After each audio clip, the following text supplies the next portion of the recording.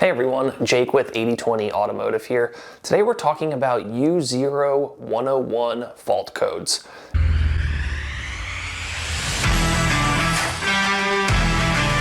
A U0101 means that you lost communication with the transmission control module. Now, a U0101 does not necessarily mean that the transmission control module is bad. The good news here is that this is a network communication issue and not an issue with the transmission itself. So it generally does not mean that there is anything wrong with the transmission or the internal components of the transmission. So any fault code that starts with a U means that it is a network communication issue. So all of the modules within your car, like the transmission control module, essentially talk to each other. So the transmission control module talks to the engine control module, it talks to the ABS module, the body control module, so on and so forth. And it does so through the CAN bus network. And the CAN bus network is the overarching network that all of these modules talk to each other on. So when we have a U0101 fault code,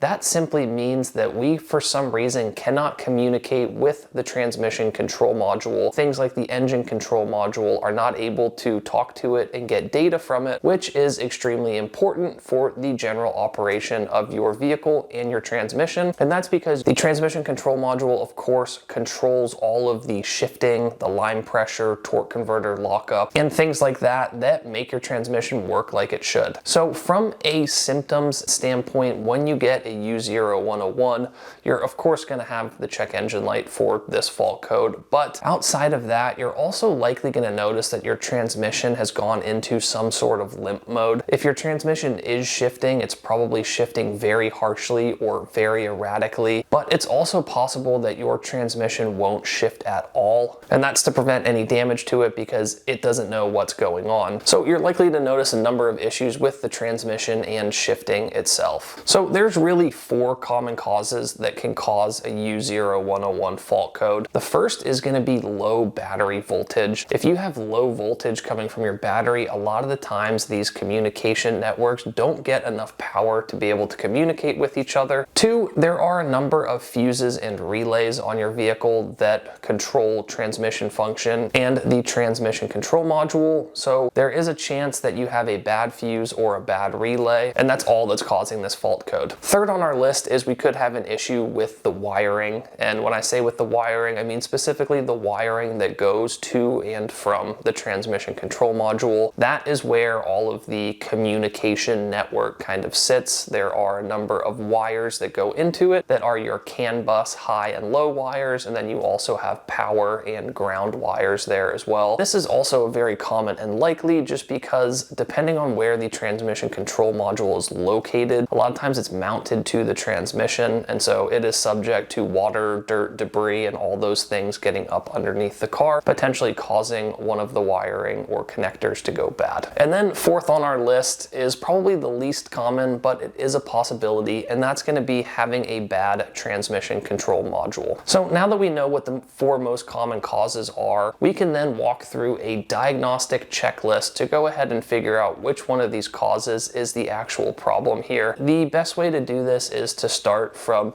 easiest and cheapest to the more expensive fixes. Like I mentioned, the first most common thing is just having low battery voltage. So you'll want to go ahead and test your battery voltage and make sure that if the engine's off, you're getting at least 12.6 volts. And if the engine's on, you should be getting about 13.8 to 14.5 volts. So make sure your battery is healthy and has proper voltage levels to begin with. 2, you're going to want to go ahead and pull out your owner's manual and look at all of the fuse box diagrams. You're going to want to look in the engine compartment fuse box and the fuse box that's located somewhere inside your vehicle, either underneath the steering wheel or sometimes it's over near the passenger compartment. Look through the owner's manual for any fuse or relay that is related to the transmission or the transmission control module and pull that fuse, pull that relay, and if it looks bad, go ahead and replace it. Third, you're going to want to find where the transmission control module is located, and you're going to want to inspect the wiring wiring and the connectors that are going to it. Now, this can be a little bit tricky depending on what type of car you have, how high off the ground it is, and where the transmission control module is located. Like I mentioned, a lot of times, at least the connectors are somewhere located near the actual transmission itself, so it does require being able to get under the vehicle to inspect it. If you've done those three things and you are still having issues, that's when we need to look into the possibility of TCM failure. However, determining that is going to be a little bit more tricky. Usually the best way to do it is to actually pull the transmission control module off the vehicle and have it tested by someone who specializes in TCM repairs and TCM fixes. Hopefully one of those first two things is the issue, because if it's just a battery or just a fuse, this is an extremely easy fix. My last final note here